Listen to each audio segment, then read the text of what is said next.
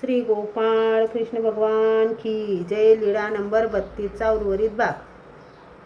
त्यांना दिसत नसायचे त्यावेळी ते देवणे देवणे अशा अर्थपूर्वक हाका मारून बोलवत असत. दिसल्यानंतर किलू किलू असे हर्षोद्गार करीत नाचायचे. आमचे हातपाय प्रेमाने दाबायचे. लाडी वाड्याने पोटाला मुके घ्यायचे. मग बांबूचे कांड कापून त्यात तांदूळ भरायचे. चिकट उडीदाच्या पिठाने त्या कांडाचे तोंड बंद करून वरून शेण माती लावून विस्तावात घालायचे. किती वेळात तांदूळ शिजवायचे हे त्यांनाच माहीत होते. मग